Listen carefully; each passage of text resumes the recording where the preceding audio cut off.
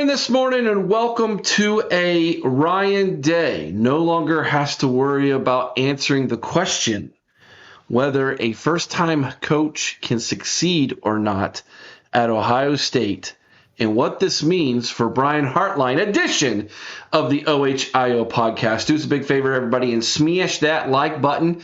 By all means, please make a comment down in the comment section whenever anything in this conversation strikes your fancy. And if you haven't already, please consider subscribing to the channel. That absolutely does help us as we are on our way marching towards 4,100 subscribers. And if you're not subscribed already, you're doing it wrong. Hit the subscribe button, ring the bell, get notified every time we go live or a new video drops just like this one.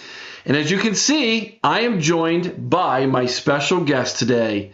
You all know her, the Marvelous Mecah Hannah. Mecah, how are you? I'm doing excellent. How about you, Podfather? I'm doing excellent as well. Good morning this morning. Usually I don't get to say that to somebody. Usually I'm on here by myself doing this, but Mecah, you decided to get up extra early this morning with me and record a video, and I appreciate that. Of course, secret for everybody, we're actually not recording this in the morning, but we're dropping it in the morning, so it makes it look like we're recording in the morning. I was all ready to play along. Well, everybody knows when I record in the morning, I usually cough and I don't have a very good voice. So I think everybody's figured that out by now, Mecah. But Mecah, it's good to have you with me today. And we're going to do a couple of these. And so today we're going to talk about Ryan Day. Now, 6 years ago, Mecah, when Ryan Day was handed the keys to the kingdom, if you will, as head coach at Ohio State, there were some people who were doubting the hire, saying that Ohio State's the kind of job that a first-time coach doesn't get to cut his teeth on. It's too good of a job for that. And a lot of people felt that way, and I kind of understood why people might feel that way. Ohio State is a high-profile, big-time job, and Ryan Day, although he was a very successful play caller, quarterback coach, etc., had experience in the NFL, had earned the trust of Urban Meyer, and obviously had earned the trust of, at the time, athletic director Gene Smith, to the point where they didn't even go out and search for a replacement for Urban Meyer. They literally handed him the job. Plus, Mecah, when Urban was suspended for 3 games early on in 2018, it was Ryan Day that was the head coach for those 3 games that Urban was suspended, and he went 3-0 and did very well in those games. But it did take Ryan Day 6 years for him to win his first national championship as head coach at Ohio State. In comparison to Woody Hayes, who was 4, if I'm not mistaken, Urban Meyer, who was it his third year? Second year. It was also the second year for, no, it wasn't the second year for Urban Meyer. It was, 12, 13, 14, his third year. I was right. Third year for Urban Meyer, second year for Jim Tressel. It did take Ryan Day 6 years to achieve that first national championship, but he did get it.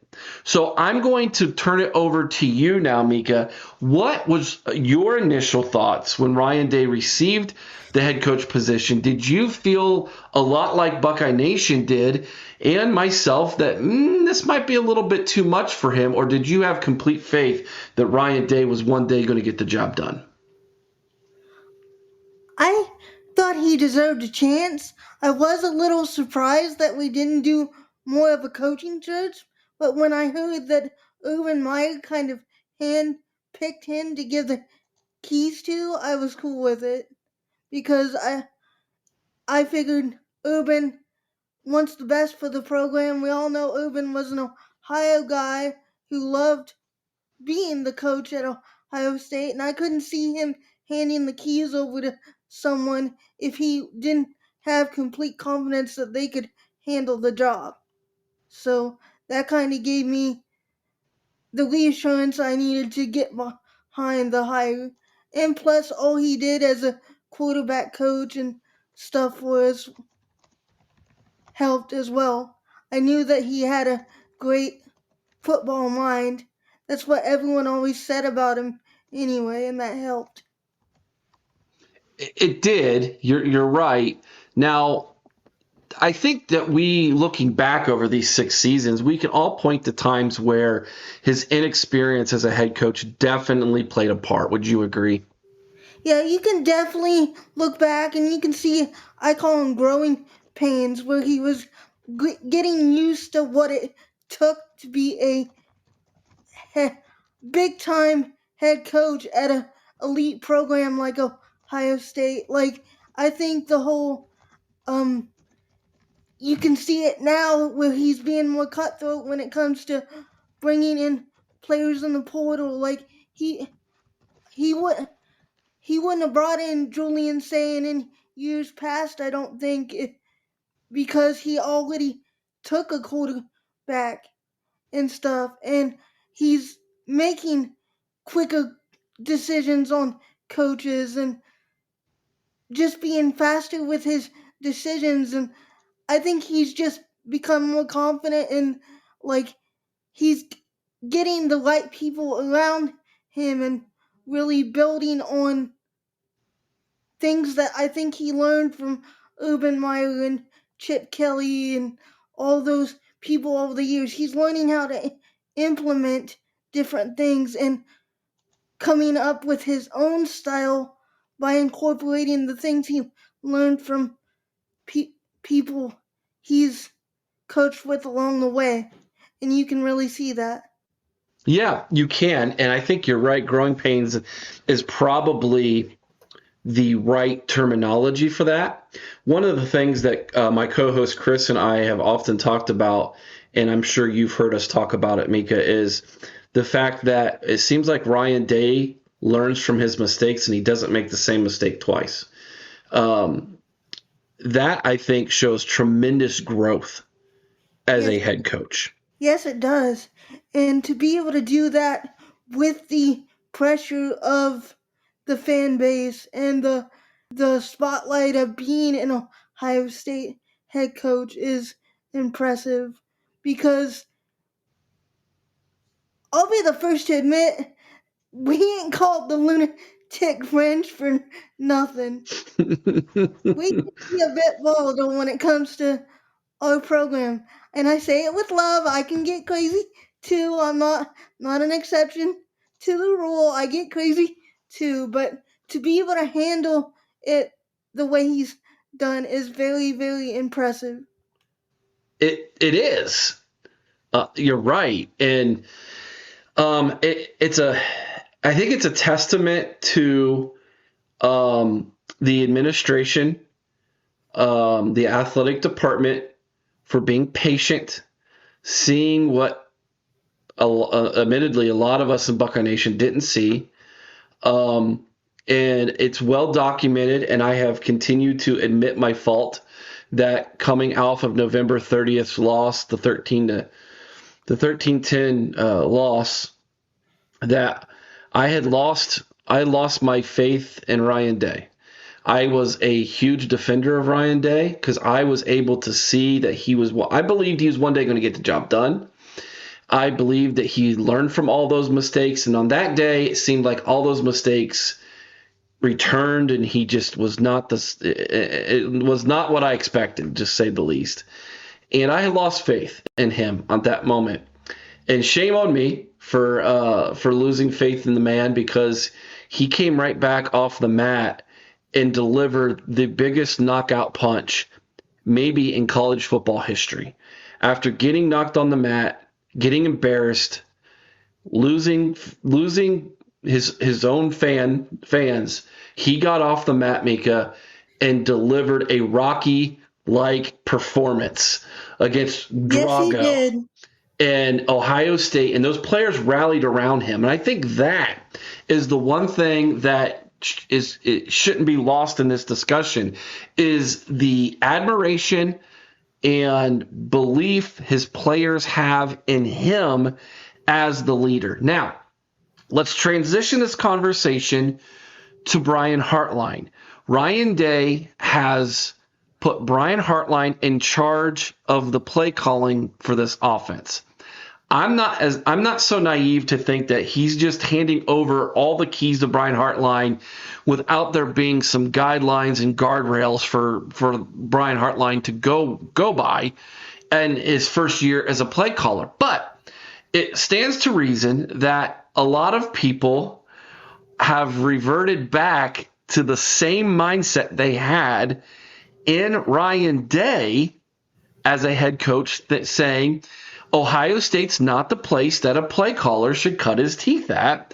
But yet here we are, and Ryan Day has given Brian Hartline this opportunity to do exactly that. Your thoughts on Brian Hartline and the idea that Ryan Day, having gone through maybe a similar experience, is now leading the way for Brian Hartline to do the same? I think maybe Ryan Day sees a lot of himself in Brian, and that's why he's willing to give him the chance. Think about it. Ryan Day had the recruiting success and the kudos of the fan base. He was the big guy. Like everyone was touting. He's not gonna stick around. He's gonna get poached away because he's such a good recruiter, and all his players love him and everything. And I think he's seen that with Brian Hartline, and he's saying, I was given a shot. I gave him. He's had the opportunity to learn under Chip and other coaches just like I did. Remember, he learned from Chip as well and had time to cultivate and cultivate what he likes to see in a system and everything. And I think he's saying, someone gave me a shot. I see a high potential in this young man. It's time for me to give him a shot to show what he can do as well. Yeah, let's go back to the beginning portion of your statement. I found that incredibly interesting, Mika. I want you to dive a little deeper into the idea that you believe Ryan Day sees some of himself in Brian Hartline. Because they both come from an NFL system, NFL experience, and then got the job at Ohio State, was successful in recruiting. All the recruits love him.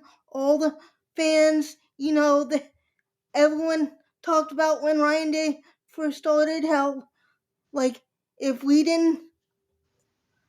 weren't careful, he was going to leave because he was so successful at what he was doing. Good point. And the things he was building for the program. And I think Ryan just sees comparisons in him and Brian because it's a similar situation. Indeed. That's a good. Yeah, I had forgotten about how scared we were that Ryan Day was going to leave. I think he actually at one time took a interview with Mississippi State down in the SEC, if I recall correctly. And we were able to keep him here for another year with the idea he was going to probably be the head coach when Urban Meyer stepped down. So good memory. And if you remember, Brian Hartline interviewed for the Cincinnati job. Mm-hmm. He also interviewed for West Virginia. I know that for a fact as well. But they went with Rich Rod, obviously, and the rest is history. Good on you, Mika. That's some really insightful thinking. Well done. My 2 cents on Brian Hartline calling the plays is this, and this has been my stance from the beginning, and I'll get your reaction of what I think. So far, Brian Hartline has done nothing for me to be concerned that he won't succeed at this as well. He has been the best recruiter in college football. He has been the best developer of wide receivers in college football. He has transformed. He's helped transform the offensive style of play at Ohio State, Everything he has done since he has been at Ohio State has turned to gold, and he's given me no reason to not think he won't succeed as an offensive coordinator as well. Your thoughts? I agree, and I also think that having Ryan there to be like a, a safety blanket if he gets in over his head also helps. But I do believe that Ryan has faith in Brian's ability to call the offense. I think he's shown that. I think he he's mentioned how Brian has learned under him and Chip Kelly and has shown initiative in picking things up and stuff in past interviews, and I fully believe that Brian will do a great job calling the offense for our program, and I 100% believe that the receivers will be happy. I do as well. I do as well. And it doesn't hurt that they brought in a great offensive line coach to help with the running game as well. So I'm really excited to see how that goes. And if spring ball was any indication, in the spring game particularly, the running game looked electric. So we are really excited for that as we work our way through summer here in Ohio. We're just getting started on summer, but before we know it, folks, the Buckeyes will be back in fall camp preparing for the 2025 season. Our countdown has already begun. If you're not following us on social media, on X and on Facebook, we've been doing the countdown since day 100. Every morning we throw up another Buckeye who's wearing the jersey of the number of days until Ohio State takes on Texas in the Horseshoe. So make sure you're following us on our social media accounts so you too can take part in the countdown this summer heading towards the kickoff of the 2025 season. And of course, we'll be here right here on the OHIO podcast covering all of it for you once again, everybody. Make sure you hit the like button. Thank you so much, Mecah, for joining us. We appreciate you. She'll be back with us in a couple days. We got another great video planned to come your way, everybody. So make sure you take the time to comment down in the comment section below. Let myself and Mecah know what you think about what we think down in the comment section below. Hit that like button on your way out, everybody, if you haven't already. Have a great day, everybody. And as always, be kind to one another. I owe someone's OH and sing Carmen Hio with all your heart. Mecah, you know what to do. OH! I know. Bye, everybody. Go Bucks. Go Bucks.